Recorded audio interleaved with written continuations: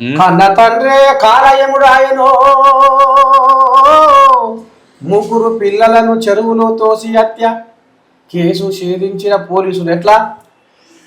Sorry mummy love you daddy 6. కన్న తండ్రే కాలయముడు ఏమై పాడైంది ఇట్లా తయారయ్యారు. పోలీసు వాళ్ళు చూసుకురు.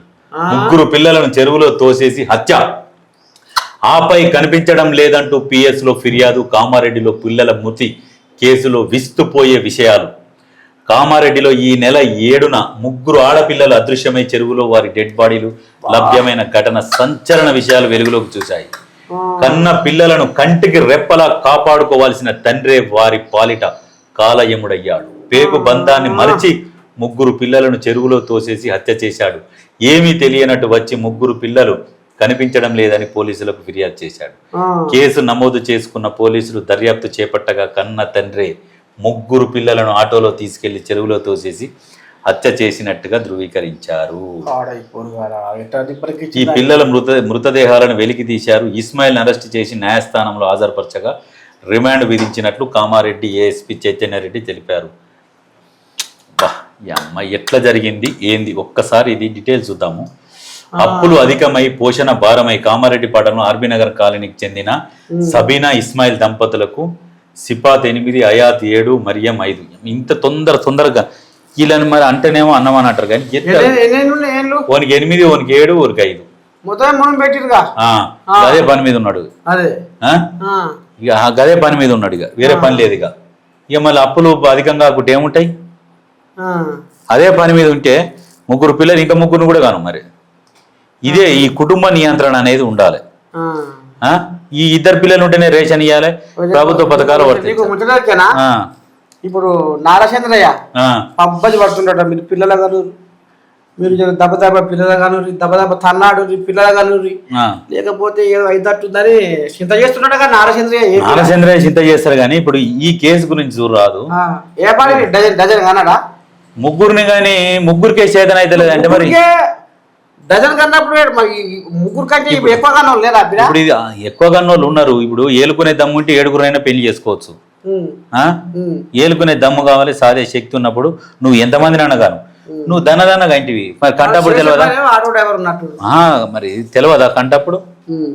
కానీ ఇక తల్లి ఏమో ఇంట్లో పాచి పనులు చేస్తారట. వీరి సంపాదన అంతంత మాత్రమే కావడంతో అప్పులు పెరిగినాయి. భారం అయిపోయింది. పోయి భారం అయితే నువ్వు వీళ్ళని చంపుడు ఎందుకు? ఎన్ని స్కూళ్ళు లేవు, ఎన్ని హాస్టళ్ళు లేవు, ఉచితంగా జైన్ చేసుకున్న హాస్టల్ లేవా? వీళ్ళని తీసుకుపోయి హాస్టల్ వేస్తేవా? మరి గదే నేను అనేది. ఆ పని చేసేటప్పుడే యాదికి రాదు. పనులు చేస్తారు అన్ని దొరకం అనుకుంటారు. ఏం తెలియనట్టు మళ్ళీ నంగనాచి లెక్క పోయి తప్పించుకోపోయారని మిస్ అయ్యారని పోలీస్ స్టేషన్లో కేసు పెట్టింది ఆయన మగోడు. ఇది ఇక పని చేస్తే ఇక్కడనేమో sorry mummy love you daddy విద్యార్థి సూసైడ్. 10వ తరగతి పరీక్ష ఒత్తిడి.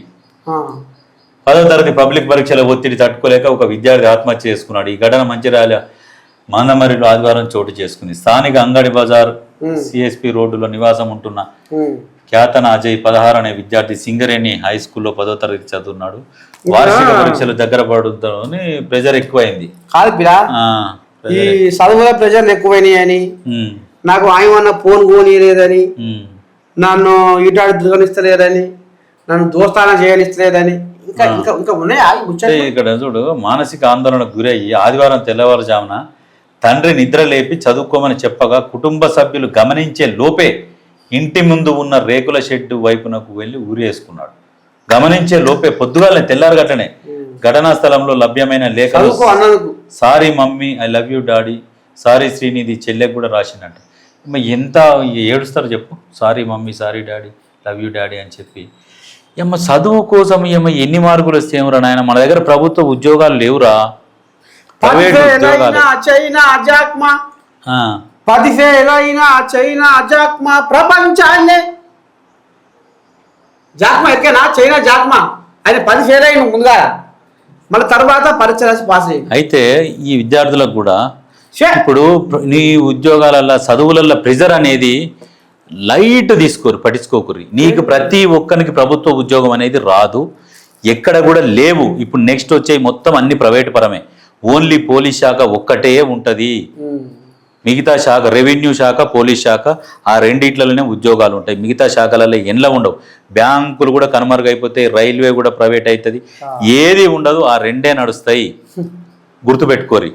నీ చదివి ప్రైవేట్లో చదువుకున్నా ఎక్కడన్నా ఎంత మార్కులు వచ్చినా ప్రైవేట్లో జాబ్ చేసుకోవచ్చు. జస్ట్ మీకు ఇంగ్లీష్ మాట్లాడే స్కిల్ ఉంటే మీరు ప్రపంచంలో ఏ మూలకైనా పోయి బతకొచ్చు. చదివేంది మీకు ఏదో నార్మల్గా చదివి పాస్ అయ్యి సర్టిఫికెట్ వచ్చినా చాలు. మొత్తం టాప్ రావాలని ఏమి లేదు. ఎందుకు ఈ రకంగా చేసి అది గలీజ్గా ఇంకోడేమో బైక్ కొనియలేదని ఆత్మహత్య చేసుకున్నాడు. గడిమని దాగి బలవన్ మరణం. ఏమిటికి రా బైక్ ఏమిటికి నీకు? ఇప్పుడు నువ్వు ఎంతో ఇంతో నీకు వయసు ఎంత ఉంటుంది? 17 సంవత్సరాలు ఉన్నాయి. ఇంకొక 2-3 ఏళ్ళు ఆగితే నువ్వు ఏదో ఒక పని చేసుకోగలుగుతావు. ఆ పని చేసుకున్న పైసలతో నువ్వు ఆరాంసే కొనుక్కోవచ్చు. ఇప్పుడు కోళ్ళగా బైక్ కొనిస్తే కూడా ఆగుతలేవు. ఇప్పుడు బైక్ కొనిచ్చే శక్తి మీ అమ్మ నాయనకు ఉండొచ్చు, ఉంటది. కానీ మొన్న ఒకరికి గిట్నే ఆవాడు బైక్ కిరాయి తీసుకొని పోయి గుద్దుకొని చనిపోయాడు. బైక్ కొనిచ్చే శక్తి ఉండి కూడా ఎందుకు కొనిస్తలేరంటే నీ మెంటాలిటీ ఏంది అనేది వాళ్ళకి తెలుసు. ఎట్లా జరుగుతున్నాయి ప్రపంచంలో, రోడ్ల మీదకి ఎట్లా వస్తున్నారు. నువ్వు తప్పు చేయకుండా ఎదుటోడు తప్పు చేస్తాడేమో, నా బిడ్డకి ఏమన్నా అవుతుందేమో, ఇంకొక 2 ఏళ్ళు అయినాక అనుభవం వచ్చినాక కొనిస్తానే ఒక ఆలోచనతో వాళ్ళు ఉండి ఉంటారని అట్లా అనుకోండి. అట్లా అనుకోరు. కానీ కొనియలేదని ఆత్మహత్య చేసుకుంటే ఏమొచ్చింది నీకు? ఇప్పుడు వాళ్ళకు ఒక బాధ మిగిల్చిపోయినట్టే. నువ్వు ఉండి సాధించుకోవాలరా నాయన. మొగ పుట్టుక పుట్టినప్పుడు నువ్వు పని చేసుకోనన్నా ఏదన్నా సాధించాలి. ఎవడన్నా సస్తాడా?